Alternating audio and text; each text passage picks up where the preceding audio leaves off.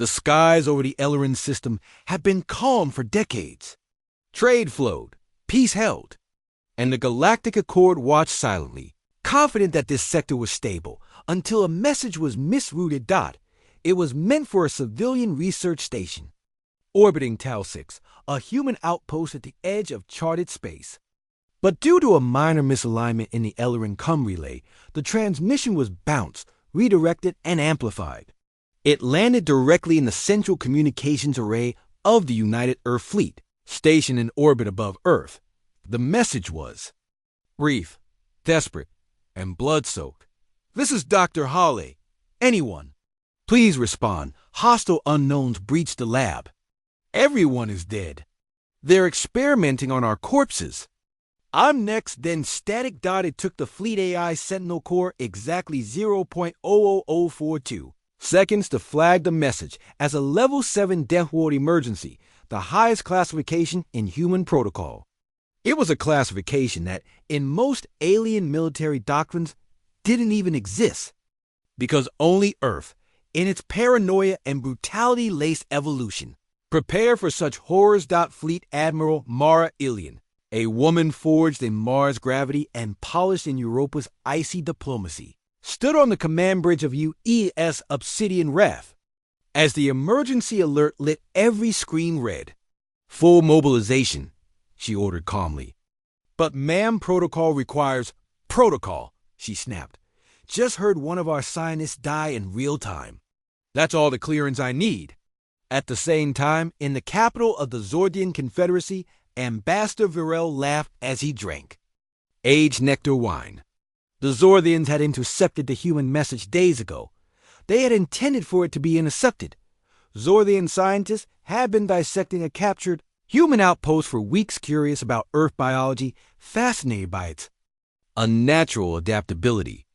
When they found the lab, they took it. When they found the humans, they tested them. They hadn't expected any retaliation. Earth, they believed, was primitive, isolated, and irrelevant. A minor Deathworld species with loud mouths and unpredictable culture. "Let them whimper," Virel said. "No one will come for them. The humans are too fractured, too slow." You were still laughing when the sky above Zordia turned black.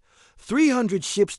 Each forged in Luna dry docks, hardened in the atmosphere of Titan, and armed with weapons the rest of the galaxy considered war crimes. They didn't arrive in diplomatic waves. They descended like a swarm of wrathful gods emerging from the dark veil of subspace. The first wave wasn't an attack. It was a warning. Human stealth drones scattered across Zordian space, transmitting a singular repeating message. "We received your invitation. You called for humanity. We have arrived." Zordian defense systems kicked online, planetary shields activated. Fighters launched. And then the second wave came. The Wrath-class dreadnoughts led the charge, obliterating defense satellites with tungsten. Rods dropped from orbit kinetic bombardment at relativistic speeds. No energy weapons. No flashy explosions. Just silence. Impact. Craters the size of cities. Zordian leaders screamed for surrender. Admiral Ilian didn't reply. Down on the surface of Zordia, Prime, a survivor of the research massacre, Dr. Hawley, herself awoke in a medical pod aboard a dropship. She blinked grudgingly as the medbot administered nanotherapy to rebuild her shredded organs. "You're safe now," said a human marine crouching beside her. His armor still steamed from atmospheric entry.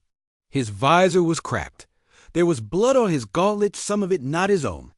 Did someone hear my message?" she asked, voice barely above a whisper. He smiled grimly. "We all did." Outside the window, Hawley saw the sky burn. A human carrier ship used Retribution hovered like a judgment angel above the enemy capital. Dropships rained down like falling stars, each carrying soldiers bred and trained on a planet where every ecosystem tried to kill them. The humans weren't just fighting. They were teaching a lesson. In orbit, Admiral Ilian opened a channel to the remaining Zordian command node. "You dissected our people," she said. "You made one mistake." The alien on screen trembled. We thought Earth had forgotten them. Alien leaned forward. Her eyes were cold stars. Earth forgets nothing, and when you harm one of ours, ... We don't send diplomats.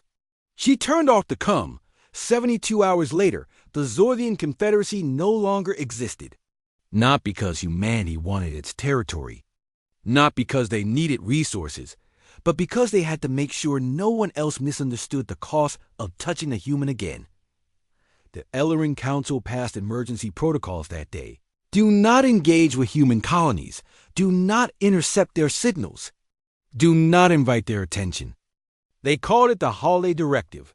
Back on Earth, Dr. Hawley stood beneath a glass dome in the Capitol Memorial Garden. She was one of the few survivors.